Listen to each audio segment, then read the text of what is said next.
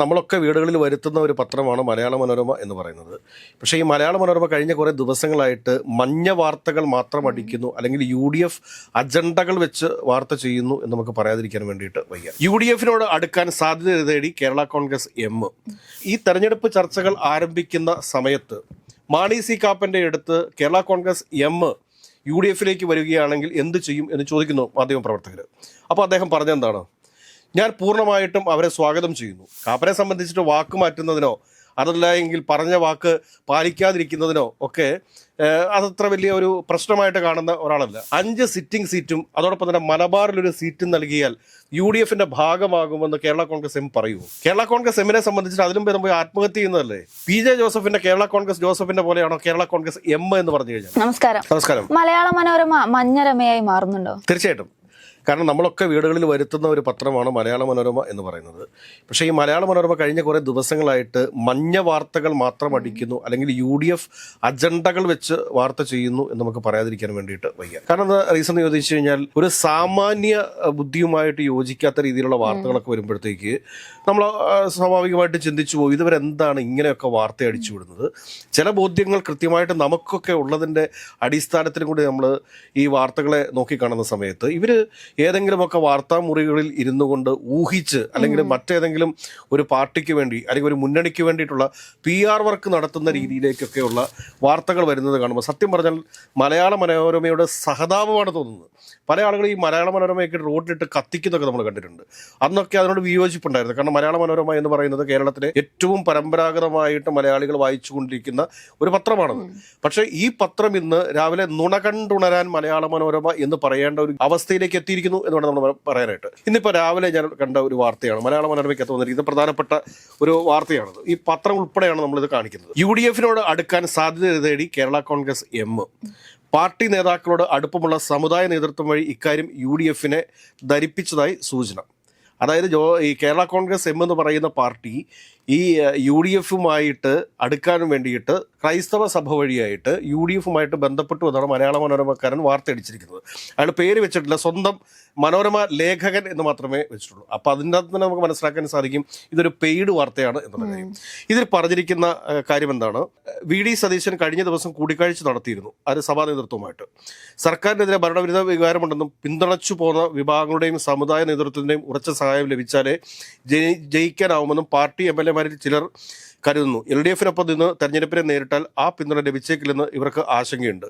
നിലവിൽ പാർട്ടിക്കുള്ള 5 സിറ്റിംഗ് സീറ്റുകൾ, മലബാറിലൊരു സീറ്റ് എന്നിവ നൽകിയാൽ UDF തയ്യാറായാൽ ചിലപ്പോൾ മുന്നണി മാറ്റത്തിനും സാധ്യത തെളിഞ്ഞേക്കാം. ഒന്ന് ആലോചിച്ച് നോക്കൂ, 5 സിറ്റിംഗ് സീറ്റും പിന്നെ മലബാറിലൊരു സീറ്റും. മലബാറിൽ ഇവർ ഉദ്ദേശിക്കുന്ന സീറ്റ് തിരുവമ്പാടി ആയിരിക്കാം.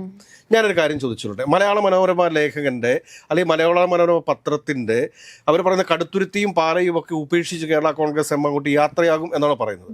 ഞാനൊരൊറ്റ കാര്യം ചോദിച്ചോട്ടെ, ഈ തെരഞ്ഞെടുപ്പ് ചർച്ചകൾ ആരംഭിക്കുന്ന സമയത്ത് മാണി സി കാപ്പൻ്റെ അടുത്ത് കേരള കോൺഗ്രസ് എം UDFിലേക്ക് വരികയാണെങ്കിൽ എന്ത് ചെയ്യും എന്ന് ചോദിക്കുന്നു മാധ്യമപ്രവർത്തകർ.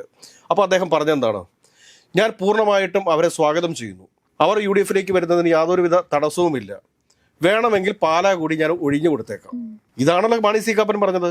അതിനുശേഷം മോഹൻ സി ജോസഫ് വിളിച്ച് മാണി സി കാപ്പനെ ഭീഷണിപ്പെടുത്തിയപ്പോൾ, അതുമല്ലെങ്കിൽ പാലായിൽ തനിക്ക് തിരിച്ചടിയാകും എന്ന് മനസ്സിലാക്കിയപ്പോഴല്ലേ കാപ്പൻ ആ പ്രസ്താവനയിൽ നിന്ന് പിൻവാങ്ങിയത്. അതിനുശേഷമല്ലേ കാപ്പൻ പറഞ്ഞു കൊടുത്തത് പാലാ വിട്ട് ഒരു കളിക്കുമില്ല എന്ന്.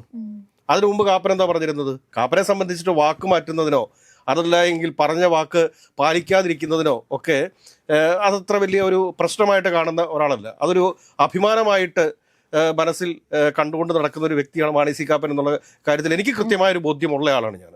അതുകൊണ്ട് അത് പറയാം. പക്ഷേ ഞാൻ പറയുന്നത് എന്താണെന്ന് വെച്ച് കഴിഞ്ഞാൽ, മലയാള മനോരമ പോലെയുള്ളൊരു മാധ്യമം, ആ മാധ്യമം ഒരു പാർട്ടി ആയിക്കോട്ടെ, ഏത് പാർട്ടി ആയിക്കോട്ടെ, ആ പാർട്ടിയെ ഇകഴ്ത്തി കാണിക്കുക എന്ന് പറഞ്ഞു കഴിഞ്ഞാൽ അത് മലയാളികളുടെ സാമാന്യ ബോധത്തെ ചോദ്യം ചെയ്യുന്നതിന് തുല്യമാണ്.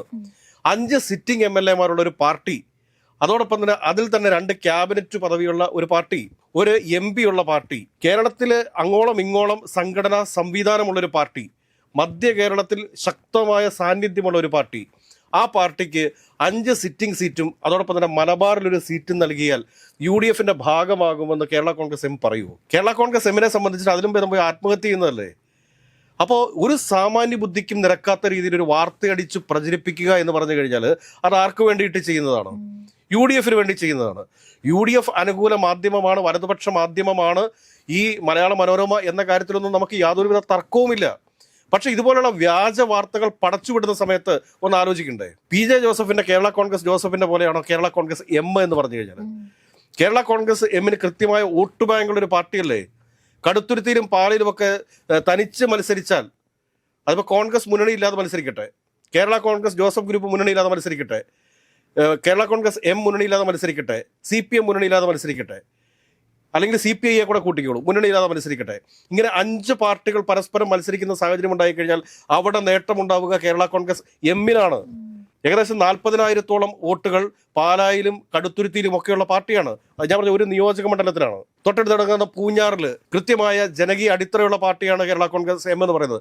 കാഞ്ഞിരപ്പള്ളിയിൽ, ചങ്ങനാശ്ശേരിയിൽ, തിരുവല്ലയിൽ, പത്തനംതിട്ട, റാന്നി, കോന്നി ഇവിടങ്ങളിലൊക്കെ ഒരു സംഘടനാ സംവിധാനമുള്ള ഒരു പാർട്ടിയെയാണ് 5 സിറ്റിംഗ് സീറ്റുകൾ നൽകിയാൽ അവർ UDF പോകുമെന്ന ഒരു വാർത്തയൊക്കെ അടിച്ചുവിടണമെന്നുണ്ടെങ്കിൽ ഈ മനോരമ എന്താണ് മലയാളികളോട് പറയാൻ വേണ്ടിയിട്ട് ഉദ്ദേശിക്കുന്നത്? ജോസ് കെ മാണി ഏതെങ്കിലും ഒരു സമയത്ത് തനിക്ക് UDF പോകണം എന്നുള്ളൊരു അഭിപ്രായം പറഞ്ഞിട്ടുണ്ടോ? ഈ ഭരണവിരുദ്ധ വികാരം എന്ന് പറയുന്ന സമയത്തും ഈ UDF സംബന്ധിച്ചിട്ട് എത്ര സീറ്റ് നേടാൻ സാധിക്കുമെന്നാണ് പറയുന്നത്.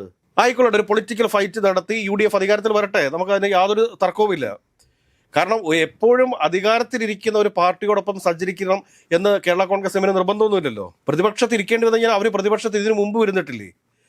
എല്ലാ കാലവും ഭരണപക്ഷത്തോടൊപ്പം നിന്നൊരു പാർട്ടിയൊന്നും അല്ലല്ലോ കേരള കോൺഗ്രസ് എം എന്ന് പറയുന്നത്. കോൺഗ്രസും അങ്ങനെയല്ല, CPM അങ്ങനെയല്ല, CPI അങ്ങനെയല്ല. പിന്നെ അതിനിടയിൽ കേരള കോൺഗ്രസ് എമ്മിന് മാത്രം എന്താണ് പ്രത്യേകത? അവരും പ്രതിപക്ഷത്തിരിക്കുമെന്നേ. ഭരണം നഷ്ടപ്പെട്ടാൽ വളരെ മാന്യമായിട്ടൊരു പ്രതിപക്ഷത്തിരിക്കും. പാലാ നഗരസഭയിൽ ഒരു കുതിരക്കച്ചവടത്തിനും അവർ നിന്നില്ലല്ലോ, ഒരു വിലപേശലിനും അവർ നിന്നില്ലല്ലോ. വളരെ മാന്യമായിട്ട് ജനവിധിയെ മാനിച്ചുകൊണ്ട് അവർ പ്രതിപക്ഷത്തിരുന്നു. ഏറ്റവും വലിയ ഒറ്റക്കക്ഷി പാലാ നഗരസഭയ്ക്കകത്തും കേരള കോൺഗ്രസ് M തന്നെയായിരുന്നു. അതിനുശേഷവും മലയാള മനോരമ പോലെയുള്ള ഒരു മാധ്യമം, അത് ദൃശ്യമാധ്യമത്തിലൂടെയും പത്രമാധ്യമത്തിലൂടെയും കേരള കോൺഗ്രസ് എമ്മിനെ അവഹേളിക്കുക എന്ന് പറഞ്ഞു കഴിഞ്ഞാൽ അത് ഒരു മര്യാദയല്ല എന്ന് തന്നെ നമ്മൾ പറയേണ്ടി വരും. മലയാള മനോരമയുടെ മുഖത്ത് നോക്കി മലയാള മനോരമ ഒരു മഞ്ഞ രമയാണ് എന്ന രീതിയിലേക്ക്, അത് ഇടതുപക്ഷ സൈബറിടങ്ങളും അതോടൊപ്പം തന്നെ സംഘപരിവാർ സൈബറിടങ്ങളും വിളിക്കുന്ന പേരാണ് മലയാള മനോരമയെ മഞ്ഞരമയെന്ന്. ആ മഞ്ഞരമയെന്ന് കേരളത്തിലെ മലയാളികളെ കൊണ്ട് മുഴുവൻ വിളിപ്പിക്കുന്ന ഒരവസ്ഥയിലേക്ക് പോകരുത്. ഇതിൻ്റെയൊക്കെ എഡിറ്റോറിയൽ ഇരിക്കുന്ന ആളുകളൊക്കെ എന്താണ് എഴുതി വെക്കുന്നത്? 5 സിറ്റിംഗ് MLA-മാർക്ക് സീറ്റ് നൽകി, ഒരു സീറ്റ് മലബാറിൽ നൽകി കഴിഞ്ഞാൽ കേരള കോൺഗ്രസ് എമ്മിനെ പോലെ കേരളത്തിലെ തന്നെ 4ാമത്തെ പാർട്ടിയായിട്ട് നിൽക്കുന്ന ഒരു പാർട്ടി പോയി കയറുമോ? കേരളത്തിൽ കോൺഗ്രസ്, CPM, CPI, BJP, മുസ്ലിം ലീഗ് കഴിഞ്ഞ 6ാമത്തെ പാർട്ടിയായിട്ട് വരുന്നൊരു പാർട്ടിയല്ലേ കേരള കോൺഗ്രസ് എം എന്ന് പറയുന്നത്. അതിനുശേഷം പിന്നീട് അവരൊക്കെ 6 സീറ്റ് UDF നൽകി കഴിഞ്ഞാൽ അപ്പം PJ ജോസഫിന് ഒരു സീറ്റ് മാത്രമേ കൊടുക്കുള്ളൂ. കടുത്തുരുത്തിയിലും പാലയിലും ഒക്കെ മത്സരിക്കാനുള്ള ആർജവും ശേഷിയും ഒക്കെയുള്ള പാർട്ടി തന്നെയാണ് കേരള കോൺഗ്രസ് M എന്ന് പറയുന്നത്.